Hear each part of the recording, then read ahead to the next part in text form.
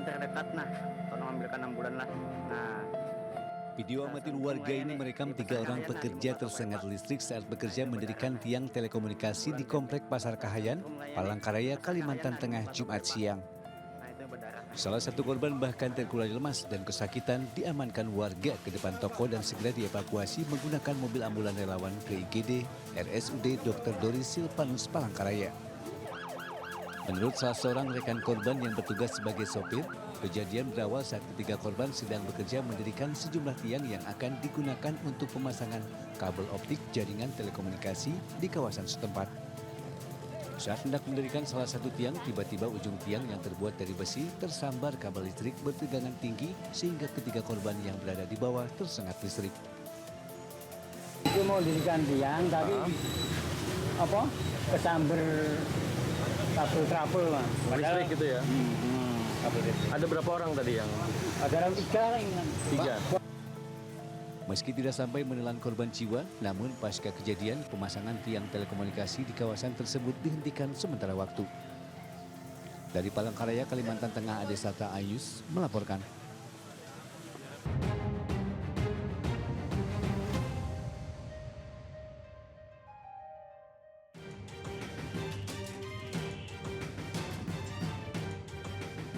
Aparat Polres Maros meringkus seorang remaja pelaku penikaman terhadap temannya sendiri menggunakan senjata tajam. Pelaku tak berkutik saat ditangkap di area persawahan di kawasan Malu Setasi, Kabupaten Baru, Sulawesi Selatan. Motif penikaman dilatar belakangi dendam terhadap korban lantaran kerap mengejek dengan kata kasar kepada pelaku. Selain mengamankan pelaku, polisi juga menyita barang bukti berupa badik yang digunakan pelaku untuk menikam korban.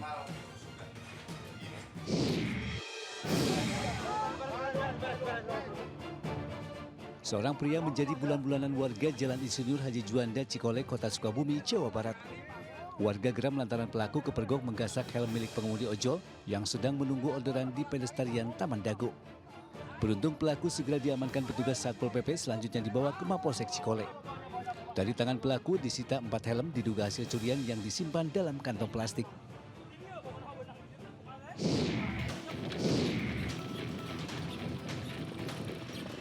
Tim gabungan Polres Lumajang menyusuri lereng Gunung Semeru menyusul laporan masyarakat terkait keberadaan ladang ganja. Setelah 1 jam berjalan, polisi akhirnya menemukan lokasi pertama ladang ganja sebanyak 100 batang dengan tersangka Ngatoyo yang merupakan warga setempat. Di lokasi lain, polisi kembali menemukan ladang ganja dengan total 365 batang tanaman ganja siap panen milik tersangka Bambang. Seluruh barang bukti kemudian dibawa ke Mapolres Lumajang untuk proses hukum selanjutnya. Kapolda Sumatera Barat Irjen Pol Suharyono membantah isu yang beredar terkait motif pembunuhan Nia Kurniasari karena cinta pelaku ditolak oleh korban. Kasus pembunuhan ini murni tindak kriminal karena pelaku berkeinginan meruda paksa korbannya.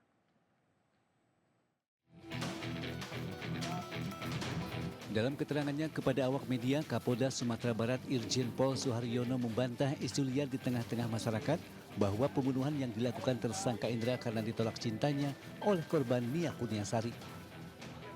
Pembunuhan yang dilakukan tersangka berdasarkan hasil penyelidikan pihak kepolisian berawal dari keinginan tersangka untuk memperkosa korban.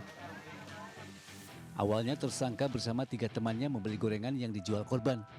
Pada saat itu ada keinginannya memperkosa, sehingga tersangka mencegat korbannya di tengah jalan lalu membekapnya hingga korban pingsan. Saat pingsan korban itulah tersangka menyeret korban ke perbukitan dan memperkosanya. Kemudian korban dikuburkan di perbukitan.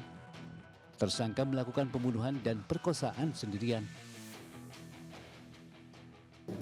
Tujuannya untuk memperkosa. Jadi awalnya hanya ingin memperkosa. Tetapi dengan menyekap itulah mungkin kita masih mendalami dari forensik lagi. Apakah di situ hanya pingsan atau kemudian meninggal? Karena tersangka pun tidak tahu, yang pasti melihat saat 6 menit disekap itu untuk pernapasannya, itu kemudian tidak sadarkan diri, kemudian baru diseret ke atas 300 meter, baru diperkosa di situ, diikat akan kaki seperti ini. Untuk sementara tersangka pembunuhan gadis penjual gorengan, Nia Kurniasari masih 1 orang yakni IS. Dari Padang Pariaman, Sumatera Barat, Eka Gustriadi, iNews melaporkan. Seorang oknum pegawai negeri sipil di pemerintahan Kabupaten Siak digerebek istrinya di kamar hotel di kawasan Pekanbaru Riau. Saat digerebek, oknum PNS tersebut sedang berduaan dengan seorang wanita yang bukan istri sahnya.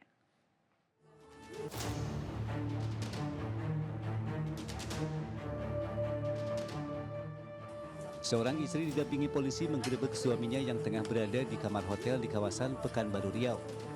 Dari dalam kamar hotel, sang istri memergoki suaminya yang merupakan pegawai negeri sipil di pemerintahan Kabupaten Siak sedang berduaan dengan seorang wanita. Kuat dugaan perempuan berinisial G adalah selingkuhan suaminya. Peristiwa dugaan perselingkuhan ini pun langsung dilaporkan istri oknum PNS ke Mapores Pekanbaru. Dari pengakuan terlapor bahwasanya mereka hanya bertemu sebagai teman. Nah, kemudian ada janjian ketemu di Pekanbaru, kemudian nah itulah sampai diketahui oleh pelapor dalam perkara ini bahwasanya mereka berada di salah satu hotel di Pekanbaru. Kasus dugaan perselingkuhan kini dalam proses penyelidikan pihak Satreskrim Polresta Pekanbaru. Jika terbukti, oknum PNS tersebut dijerat dengan pasal tentang tindak pidana perzinahan dengan ancaman hukuman 1 tahun penjara. Dari Pekanbaru Riau, Indra Yusrial, iNews melaporkan. Sekelompok remaja diduga kawanan geng motor dengan membawa senjata tajam menyerang sejumlah warga di area Pasar Cibadak, Kabupaten Sukabumi, Jawa Barat.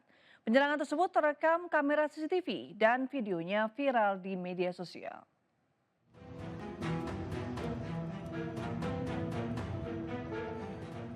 Kamera pengawas merekam saat sejumlah warga yang berada di area Pasar Cibadak, Kabupaten Sukabumi, Jawa Barat diserang sekelompok kawanan geng motor menggunakan senjata tajam.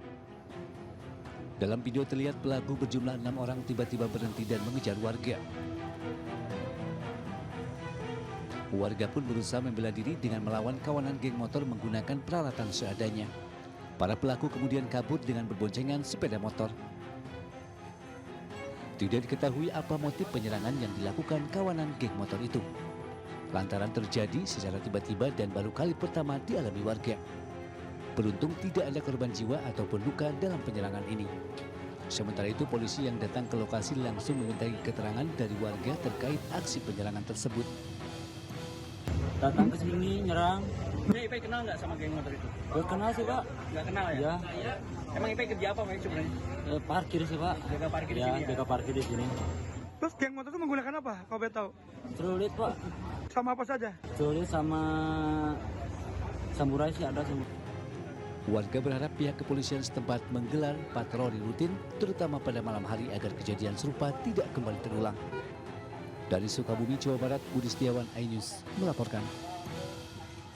Pemirsa, seorang karyawan perusahaan pelaminan di Padang, Sumatera Barat mencuri puluhan bol properti dan perlengkapan pelaminan bernilai ratusan juta rupiah di tempatnya bekerja. Pelaku mengaku sakit hati kepada majikannya yang terlambat membayarkan gaji.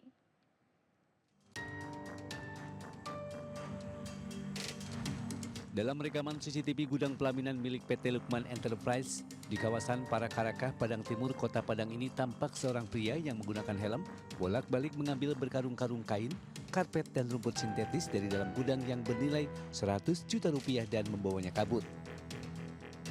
Aksi pencurian ini pun sudah berulang kali terjadi hingga 3 kali dilakukan oleh pelaku yang sama. Dari hasil rekaman CCTV, korban mengetahui identitas pelaku yang merupakan karyawan yang selama ini bekerja di perusahaan pelaminan tersebut. Tak butuh waktu lama, Amai, 25 tahun, pelaku pencurian tersebut berhasil diciduk oleh tim Klewang Satreskrim Polresta Padang saat tengah berada di sebuah warung di daerah Parakarakah. Dari pelaku, petugas turut menyita sejumlah barang bukti puluhan bal kain, karpet, dan rumput sintetis yang ia jual ke sejumlah perusahaan pelaminan yang ada di Kota Padang. Kepada polisi, tersangka mengaku nekat mencuri lantaran kecanduan foya-foya di tempat hiburan malam dan mengaku sakit hati karena majikannya terlambat membayar honor atau gajinya bekerja. Bersama barang bukti, tersangka digelandang ke Mapolresta Padang guna menjalani proses hukum lebih lanjut. Dari pengakuan daripada si pelaku sengaja melakukan aksinya karena keterlambatan si pemilik membayarkan gajinya. Untuk uang yang digunakan sama si pelaku, interogasi yang bersangkutan ternyata untuk uang hasil kejahatannya itu hanya digunakan untuk foya-foya di dunia malam. Atas perbuatannya tersangka dijerat pasal 363 KUHP tentang pencurian dengan pemberatan dengan ancaman hukuman maksimal 9 tahun penjara. Dari Padang, Sumatera Barat, Budi Sunandar, iNews melaporkan. Pemirsa, 3 balita meninggal dunia dalam musibah kebakaran di permukiman padat penduduk di kawasan Pulau Gadung, Jakarta Timur. Ketiganya tewas terjebak di lantai 2 rumah mereka saat tertidur dan tidak sempat diselamatkan orang tua dan warga.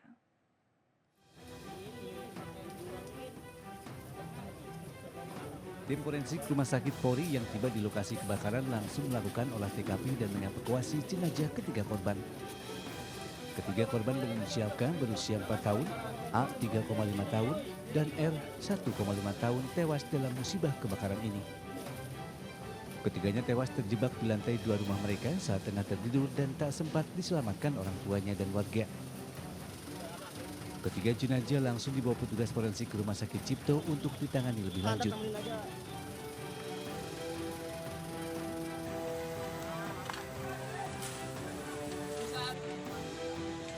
Sebelumnya kebakaran melanda rumah padat penduduk di Jalan Bumi Putra Ujung, Cipinang Bundar, Pulau Gadung, Jakarta Timur. Api yang cepat membesar membuat 13 rumah warga terbakar. Petugas pemadam kebakaran dibantu warga terus berusaha memadamkan api yang menyala di lantai 2 rumah warga. Api yang semakin membesar akhirnya merambat dan menghanguskan 13 rumah lainnya. Sementara api diduga berasal dari salah satu rumah warga di ujung gang. Api langsung membesar dan menyambar ke rumah warga lainnya. Dari Jakarta, Rio Manik, iNews melaporkan.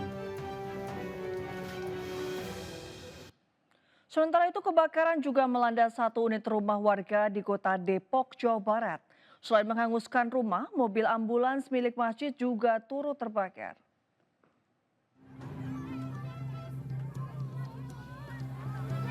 Kebakaran rumah yang bersebelahan dengan masjid di Jalan Raya Tol Iskandar, Cilodong, Kota Depok, Jawa Barat membuat panik warga sekitar. Si jago merah dengan cepat membakar bagian depan ambulan yang berada di garasi Masjid As-Salam. Sejumlah warga pun berupaya memadamkan kobaran api menggunakan alat seadanya namun tak membuahkan hasil. Menurut pengurus masjid, api berasal dari salah satu rumah warga yang berada di sisi kiri bangunan masjid. Awalnya warga yang sedang menjalani salat Jumat tidak mengetahui kalau terjadi kebakaran. Setelah sempat mendengar ledakan dan melihat sisi kiri masjid, ternyata api sudah berkobar. Jemaah kemudian berhamburan keluar untuk menyelamatkan diri dan berjibaku memadamkan api. Apa aja Pak yang kebakar? Kalau masjid yang kebakar itu ambulan, AC, motor AC yang setengah yang kanan, sama pagar atas. Itu kanopi. Api berhasil dipadamkan 30 menit setelah sejumlah personil damkar Kota Depok diterjunkan ke lokasi. Tidak ada korban luka maupun jiwa dalam peristiwa ini, namun kerugian ditaksir mencapai ratusan juta rupiah. Dari Kota Depok, Jawa Barat, Yumi Rizky, iNews melaporkan.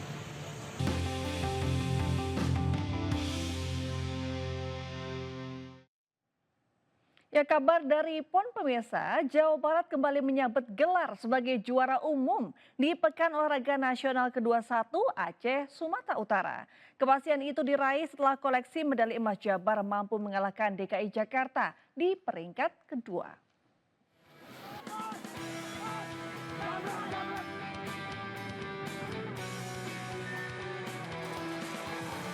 Kontingen Jawa Barat menutup PON ke-21 Aceh Sumut sebagai juara umum dan memastikan Jabar hat-trick atau 3 kali berturut-turut juara PON. Emas terakhir Jabar diperoleh dari cabang angkat berat putri kelas 84 plus oleh lifter Fitria Martiningsih di GOR Angkat Berat Harapan Bangsa Aceh. PON ke-21 Aceh Sumut bergulir sejak 9 September 2024. PON edisi kali ini terasa spesial karena untuk pertama kalinya digelar di 2 wilayah, Provinsi Aceh dan Sumatera Utara. Total ada 46 cabang olahraga yang dipertandingkan pada PON ke-21 Aceh Sumut. Hasilnya Jawa Barat keluar sebagai juara umum usai mengoleksi total 536 medali dengan rincian 195 emas, 163 perak dan 180 perunggu. Jumlah tersebut terbilang luar biasa karena Jabar unggul cukup jauh dari DKI Jakarta yang berada di peringkat kedua. Pada PON ke-19 di Jawa Barat 2016, tim Jabar menjadi yang terbaik. Begitu juga pada PON 20 Papua 2021, Jabar keluar sebagai juara umum. Secara total kini Jabar sudah mengoleksi 6 gelar juara umum PON. Dan berikut perolehan medali terakhir Pekan Olahraga Nasional ke-21 Aceh Sumut.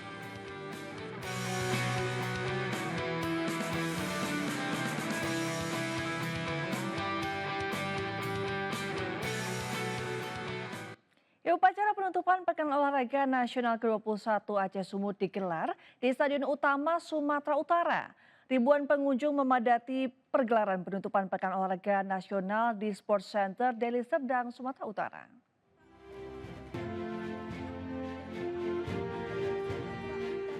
Upacara penutupan Pekan Olahraga Nasional ke-21 Aceh Sumatera Utara digelar di Stadion Utama Sumatera Utara. Ribuan pengunjung memadati pergelaran penutupan Pekan Olahraga Nasional di kawasan Sports Center Deli Serdang, Sumatera Utara. Selain itu, panitia juga menyediakan layar lebar untuk para pengunjung yang tidak dapat masuk. Menteri Koordinator Bidang Pembangunan Manusia dan Kebudayaan Menko PMK, Muhadjir Effendi menutup PON ke-21 mewakili Presiden Joko Widodo yang berhalangan hadir. Meski tidak dihadiri Presiden Joko Widodo, namun tidak mengurangi kemeriahan acara penutupan. Sejumlah atraksi seni budaya Aceh dan Sumatera Utara ditampilkan cukup menawan. Acara semakin meriah dengan ditampilkannya atraksi marching band dari IPDN.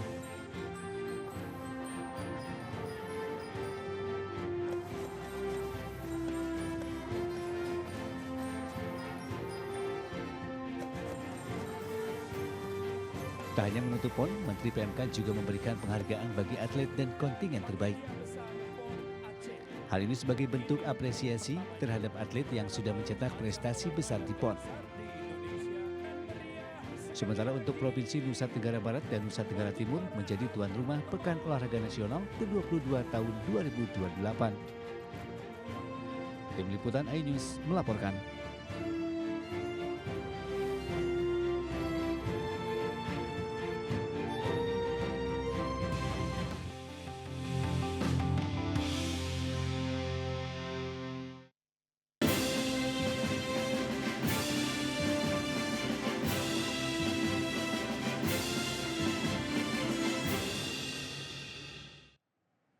Ya, kita ke informasi Pilkada pemirsa. Bakal calon wakil gubernur Jakarta Rano Karno melakukan silaturahmi ke perguruan silat Pusaka Jakarta pada pagi hari ini. Sementara itu pasangan bakal calon gubernur Jakarta dan wakil gubernur Jakarta Ridwan Kamil Suswono bersilaturahmi ke kediaman Susilo Bambang Yudhoyono di Cikeas, Bogor, Jawa Barat.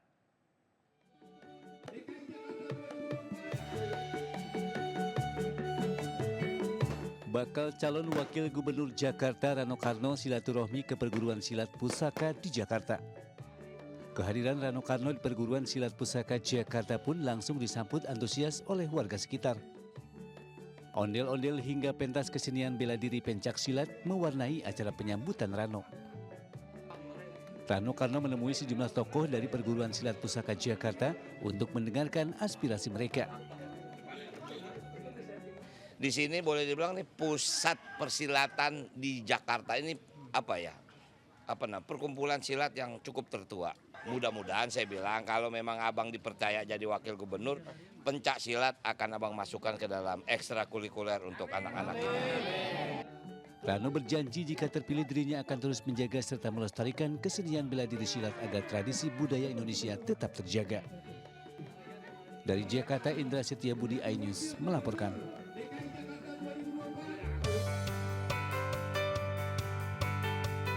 Dalam pertemuan di Cikeas, Bogor, Jawa Barat, SBY memberikan nasihat seputar kepemimpinan kepada pasangan Ridwan Kamil Suswono atau Ridho. Selain mengatasi kekumuhan serta meningkatkan penghijauan di Jakarta, Presiden ke-6 Indonesia SBY mendorong pasangan RK Suswono agar memprioritaskan dan memperhatikan pendidikan anak usia dini. Diberi nasihat tentang kepemimpinan, diberi nasihat agar pemimpin selalu diberi kesabaran, amanah, mengurusi mayoritas yang paling bawah katanya beliau ya yang harus diurusin, mengatasi kekumuhan, tolong diprioritaskan, menghijaukan Jakarta. Di tahun-tahun pertama juga beliau sangat apresiasi karena beliau dulu juga punya mimpi menghijaukan kota-kota Indonesia. Ya. Silaturahmi tersebut turut menambah kekuatan pasangan yang juga diusung oleh Partai Perindo ini dan akan berkomitmen mengabdi kepada masyarakat Jakarta jika diberi amanah nantinya. Tim Liputan iNews melaporkan.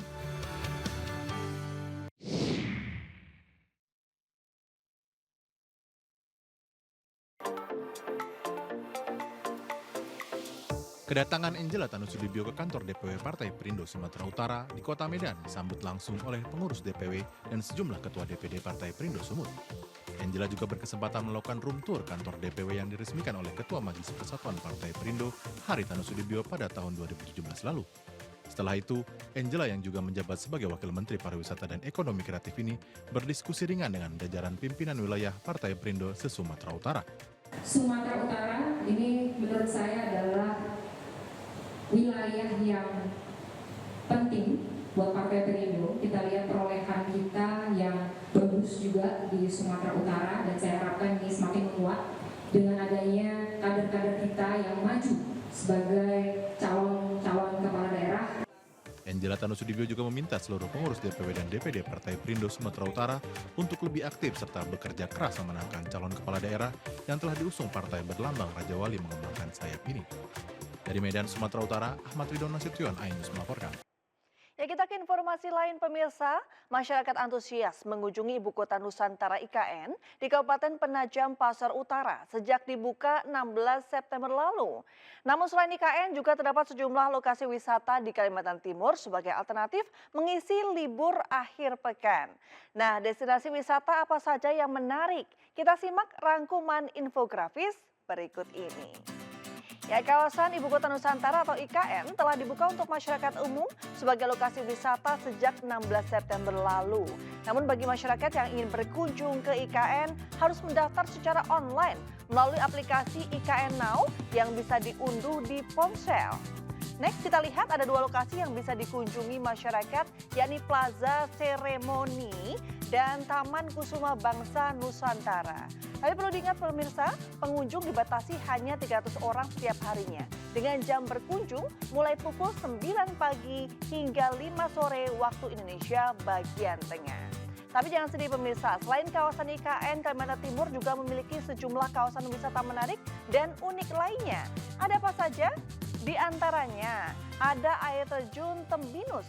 Ya, air terjun Tembinus berada di kawasan hutan konservasi yang amat asri. Nah, air terjun ini terletak di Kecamatan Sepaku, Kabupaten Penajam Pasar Utara. Selain menawarkan pemandangan air terjun setinggi 20 meter, di sini pengunjung bisa menikmati aroma vegetasi yang masih hijau. Lalu ada juga Bukit Bangkirai. Nah, lokasi ini bisa diakses dengan jarak tempuh sekitar 30 menit dari IKN.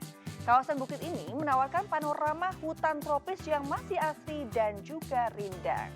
Selain itu ada juga jembatan kayu sepanjang 50 meter yang menghubungkan 5 pohon bangkirai bernama Canopy Bridge.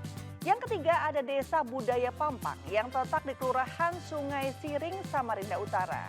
Nah, desa ini menjadi rumah bagi masyarakat suku Dayak Apokayan dan Dayak Kenyah. Kawasan ini dapat ditempuh sekitar 2 jam dari IKN. Selanjutnya, ya, ada juga desa wisata Mentawir yang berada di Kecamatan Sepaku. Desa ini mempunyai luas sekitar 2.300 hektar dan menawarkan arung jeram sungai Mentawir, hutan bambu, hingga hutan tropis. Selain itu terdapat hutan mangrove yang memiliki luas sekitar 300 hektar. Nah, selain itu tempat wisata dekat IKN yang layak menjadi destinasi impian adalah Goa Halotabung. Goa yang terletak di Pulau Maratua ini memiliki danau sedalam lebih dari 35 meter. Nah, berdasarkan penuturan masyarakat setempat, belum ada yang menyelam danau hingga dasar karena terdapat celah sempit yang disebut dalam bahasa lokal sebagai halo, yaitu ceruk atau laguna. Nah, pemirsa, itu tadi sejumlah kawasan wisata menarik dan unik di sekitar IKN. Anda tertarik berkunjung dan menghabiskan libur akhir pekan Anda di sana? Kayaknya patut dicoba ya pemirsa.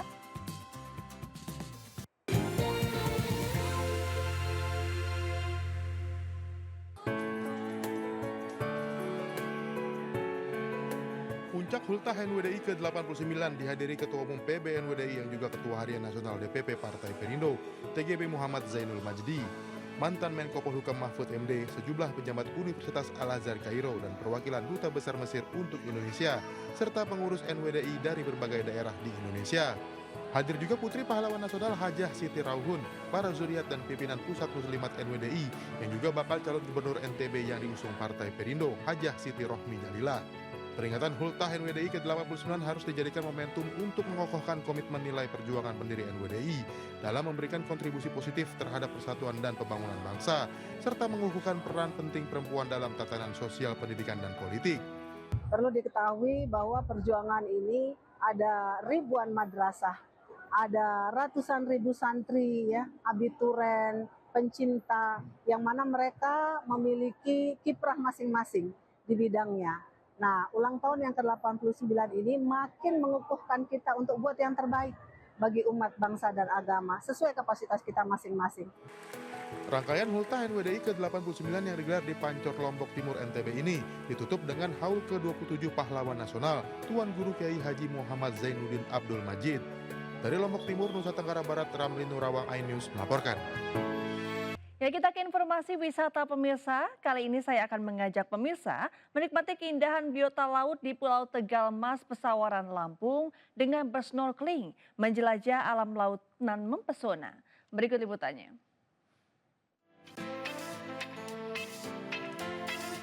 Ngomongin Pulau Tegal Mas tentunya nggak bakal komplit kalau kita nggak nikmatin pesona baharinya. Nah, Tradikers, ini dia nih salah satu spot snorkeling yang bakal kita coba jajal. Jaraknya nggak jauh kok, ya paling cuma sekitar 15 menit. Deket kan dari Pulau Tegal Mas? Oke Tradikers, sekarang kita udah ada di spot snorkeling, tepatnya di? Spot Mariam. Jadi katanya di sini, di minggu lalu gue pas diving, gue masih penasaran, gue belum ketemu yang gue sebut kemarin itu tuh. Ada deh pokoknya. Semoga aja kali ini gue ketemu. Ya udah, kita langsung turun aja. Tradikers, see you on the other side.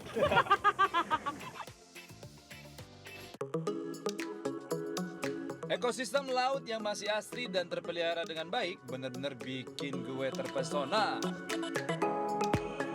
Gak heran deh kalau biota laut yang ada di perairan ini punya banyak banget varian. Nih lo lihat, mulai dari terumbu karang, anemon, sampai clownfish atau ikan badut yang jadi penghuninya. Waduh, lucu banget. Gemes. Gue gemes.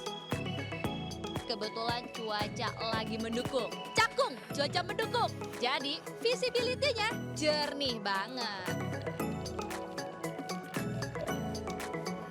And then Vin, katanya nih warga di sini punya cemilan alami yang bisa diambil langsung dari laut.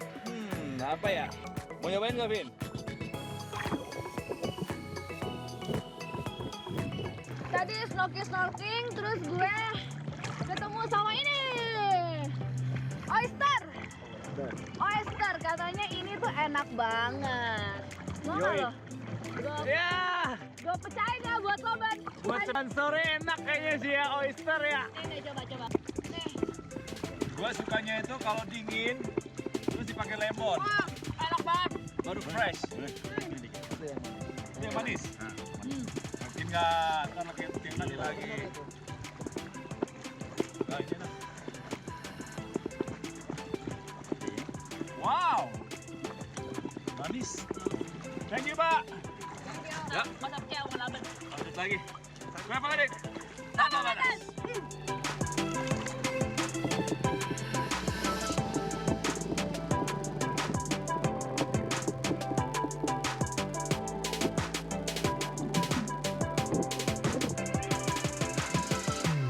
Lama-lama berenang di dalam air, lemes juga ya. Aduh. Tradikers belum nemu juga, mungkin belum jodoh ya, mungkin next time gue bakal balik sini lagi buat ketemu si yang gue sebut tadi. Apa tuh?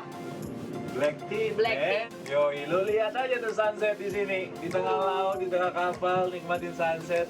Kurang sempurna apa coba? Sumpah di sini bawah laut sama atasnya sama-sama indah. So, tetap di Travel Addict. Tambah batas.